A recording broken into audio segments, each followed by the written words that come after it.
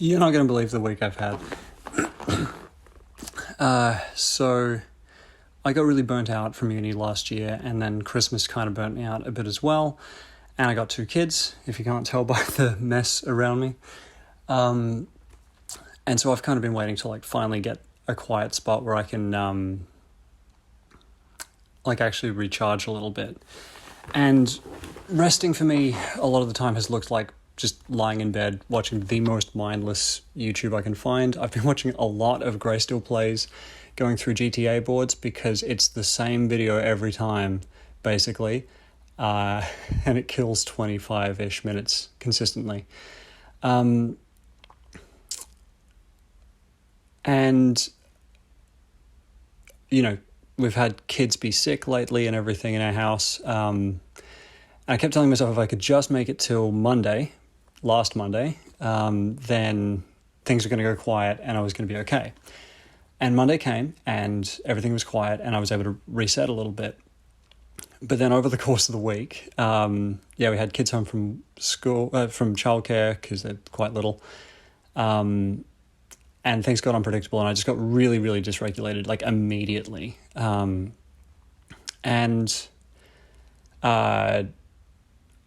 I left my bike where I work because I got picked up to go on a little family adventure spontaneously after work. And so I'd left my bike there. I've been waiting to get my bike back because the whole time I was just like, I got to get back on my bike just so I can like move my body and help myself regulate. But my bike wasn't here. Caught a bus around to work to go pick it up. And then my wallet that had my pass key to get into the building fell out. And so I didn't have any means of getting back home. And I couldn't get into the building to get my bike because normally the office would be open, but it wasn't open that particular day.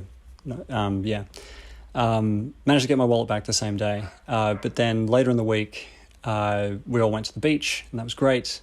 It was a bit of work to get me there because again, I've been really dysregulated.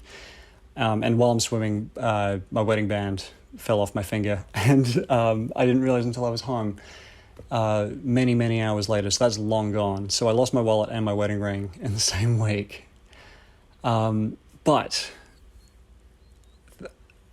it didn't destroy me as much as it very easily could have, because I happened to find out about ARM meditation. OUM is sort of how you got to think about it, which I'll link to the video that I watched here. It's by Dr. K or Healthy Gamer GG, and I don't know if it was that probably contributed in some way, in some abstract way, but I got to a point where I realized, and this was probably on Tuesday or something, like so early in the week before any of the really crazy stuff had happened, when I realized that I was suppressing so many impulses. I was like, what even are my impulses trying to do? Because I'm just so used to just not following any of my impulses ever. And so I just did a little experiment. I was like, what happens if I just say yes to as many of my impulses as I can? So like, obviously the quick push them into traffic, like intrusive thoughts like that, obviously we're not doing that. But things like just stimming, like, cause I do this little flicky thing with my fingers, wiggling my toes and stuff. Like I started to notice all of these little impulses to do little fidgety things. And then next thing you know, I'm bouncing on the balls of my feet and just wandering around the house and stuff. And I realized that I don't do this stuff because it makes you seem nervous. It makes you seem agitated. When it's almost the opposite, like I am those things all the time, but doing those things actually really helped me regulate. And I've been suppressing this stuff since I was a kid, basically, like since it became socially unacceptable to do, really. And all this stuff has started opening up just in the last week. Again, while it's been a really hectic week as well. Because for a long time, I've felt like I've never known what I want. And now I know what I want, because desire kind of comes from the body. It comes from deeper in your nervous system than your conscious mind. You don't, because if it came from your conscious mind, we would be able to decide what we wanted. You would actually be able to choose to be gay if that was the case. I would have been able to choose to be non-binary in the first place. I could choose to not be non-binary because it's easier. Being cis is so much easier. Be cis if you can. But if you're not cis, don't be cis, it'll kill you. So, but anyway, the point is that like desire and self-understanding and things like that come from deeper in your nervous system than what you realize. And the way to access that is to allow the gates to open up sometimes. And that's been such a huge revelation to me. Because yeah, like despite everything, like all of a sudden, like, oh, what I want is actually, like my impulses actually tell me what I want.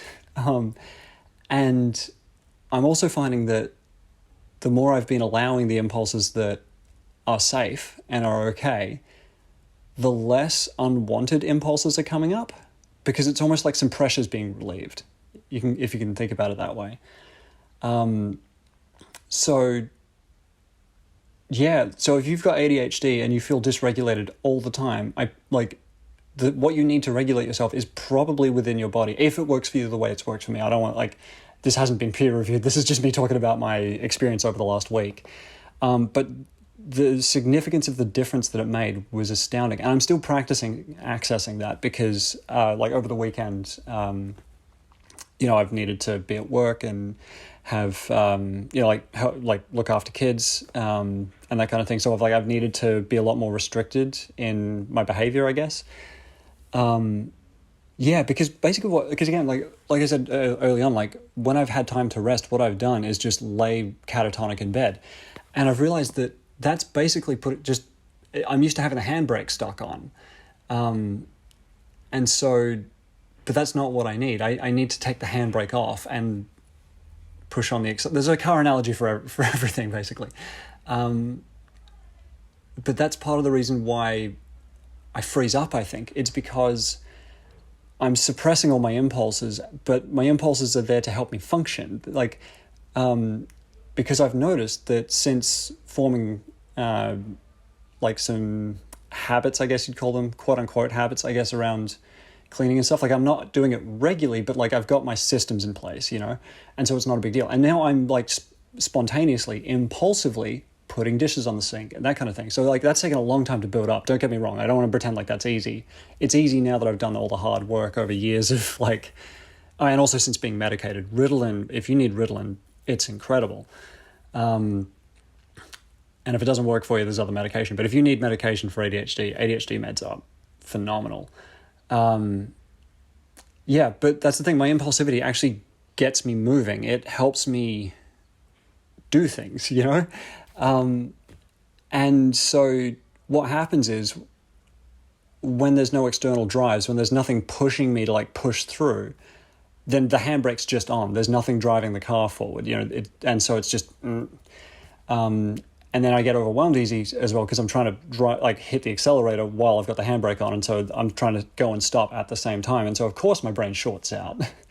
But now I know how to let the handbrake off. I know how to not suppress my impulses, but through years of keeping them in check, I've been able to buy myself enough time to check them before I go with them, and I've also got some solid instincts now for what's going to be okay, what's not. So again, obviously, fiddling with your fingers, wiggling your toes, no one's going to notice that. That's actually really good. That's just a small thing to get you through. Bouncing up and down and walking around the place, I have a lot of internalized neurodivergent stigma, so I'm still not comfortable doing that in front of a lot of people. I was barely comfortable enough to do it in front of my wife and kids. But I know that that's a thing that I can do to regulate now if I'm feeling agitated, and it helps a lot. And also if I'm not doing it, I know that I'm going to need to do it afterwards, because it's not that the thing goes away once the moment's passed. It's just I'm putting a hold on that regulation and then I can get to it later. And yeah, and like, and the other thing is like, people tell you to feel your feelings by feeling them in your body. And the thing is like, now that I actually am engaging with my body properly, I actually know what that means now, because I'm feeling it. And yeah, so anyway, if you've also got ADHD or suspect that you might, please start stimming. Start stimming when it's like, when you're in a space where you can, because it's life changing. I would put the difference between like before and after this week when I've started stimming. It's a similar level of difference to when I started taking Ritalin, which is huge. Like not exactly the same, but like they're in the ballpark. So yeah, it turns out it was in you all along. Yeah, and it's just not socially acceptable to stim in public. And that's why you're dysregulated all the time. It's because we're not.